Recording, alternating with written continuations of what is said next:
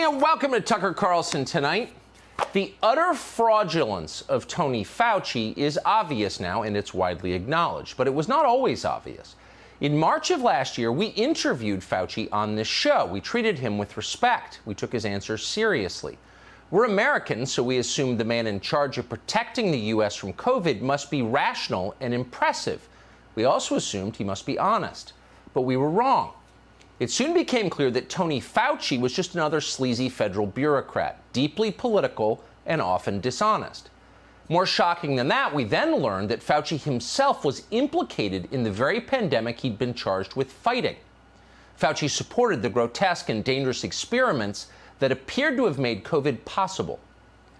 We came to these conclusions incrementally, spurred by evidence that accumulated over the course of a year. Tonight, we have the mother lode.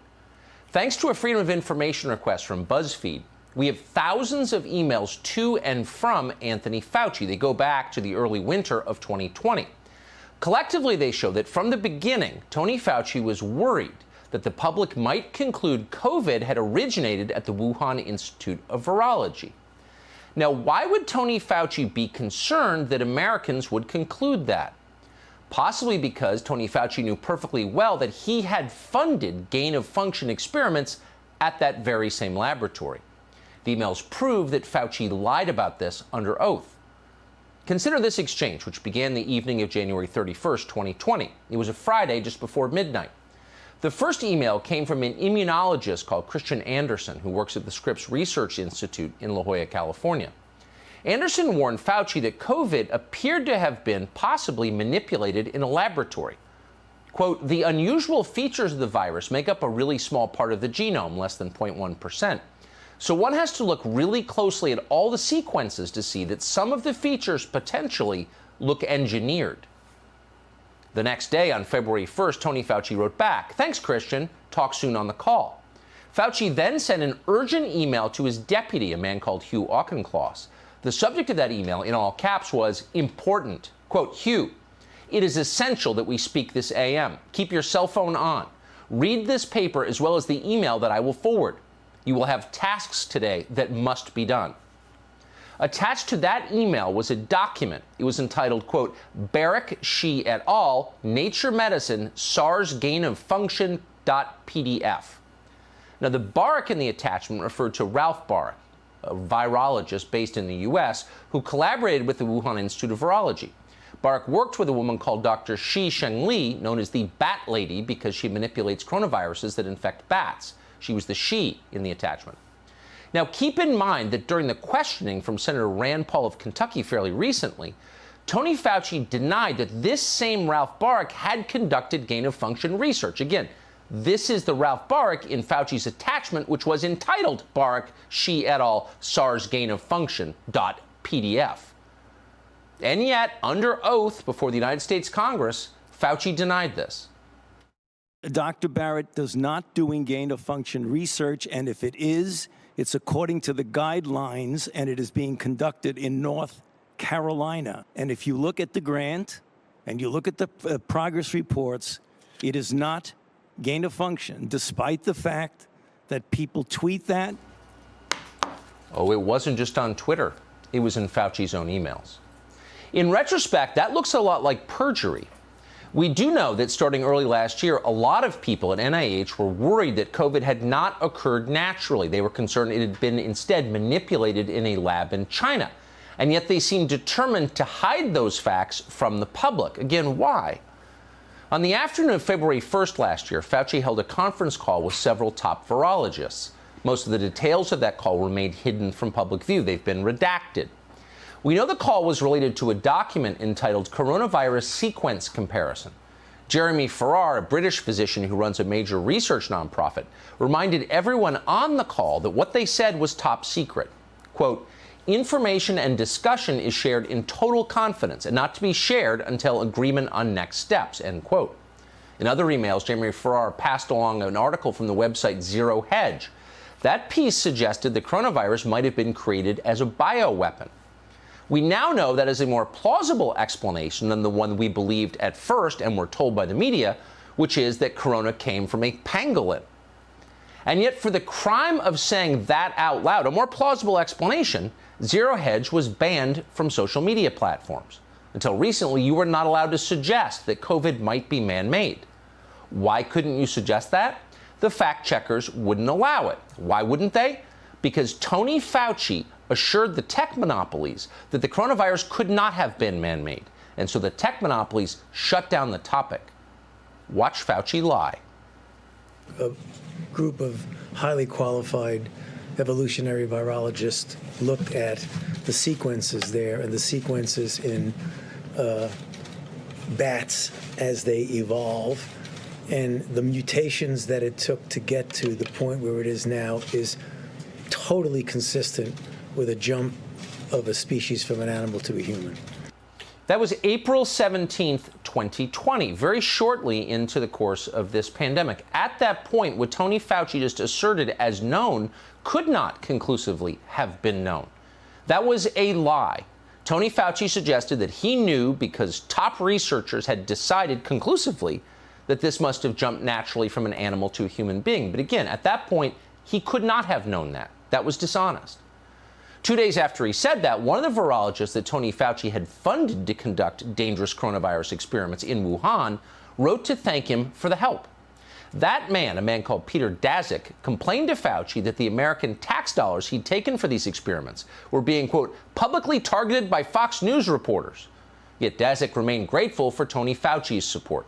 Quote, I just wanted to say a personal thank you on behalf of our staff and collaborators, end quote. Now, strangely, most of this specific email from Daszak to Fauci has been redacted, and it was redacted under FOIA section B7A. That specific exemption to the FOIA law applies to, quote, records or information compiled for law enforcement purposes, but only to the extent that production of those documents could reasonably be expected to interfere with enforcement proceedings. Are Peter Daszak and Tony Fauci under a criminal investigation? We can only hope they are. They certainly deserve it. At this point, we can't say for sure. We do know that Fauci hasn't simply lied about the origins of COVID, pretending to know things he could not know. He has also lied about vaccines in key ways. In March of last year, former Obama official Zeke Emanuel wrote to Fauci to ask a very simple question, one that we've asked countless times.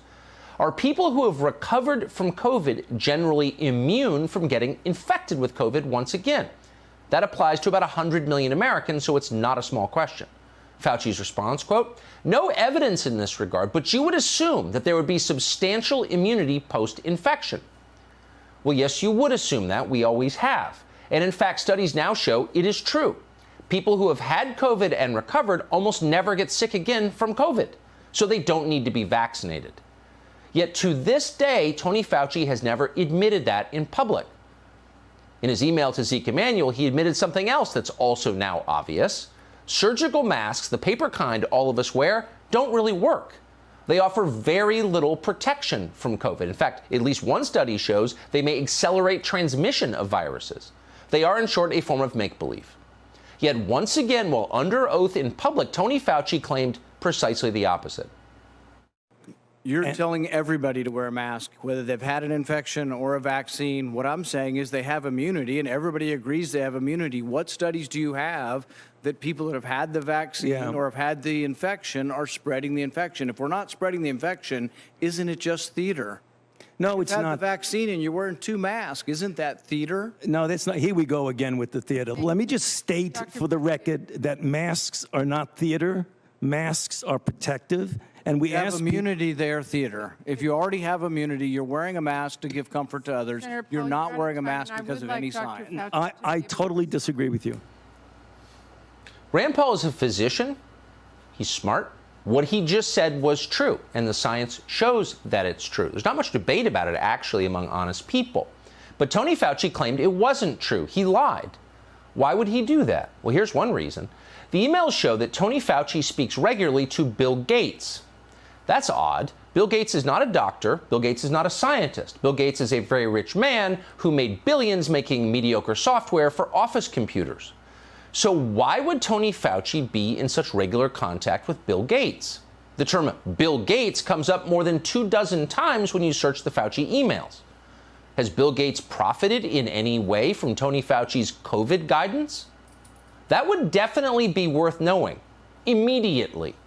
And yet we don't know. Our media don't seem interested in finding out.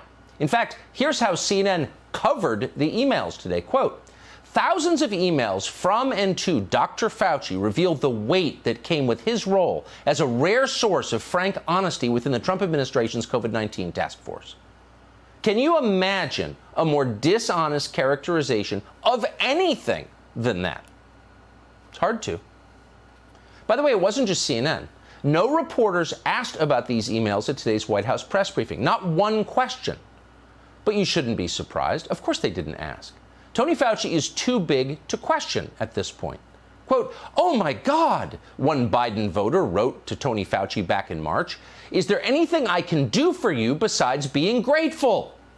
Wash my feet with your tears, Fauci may have responded. We can't say that he did respond that way for certain. We don't have his reply. We do know that in affluent neighborhoods throughout Northwest Washington, D.C., you can still see signs that say, thank you, Dr. Fauci. What does that tell you? It tells you that Tony Fauci is no longer a scientist, assuming he ever was one. Tony Fauci is a figure of religious veneration. He is Jesus for people who don't believe in God.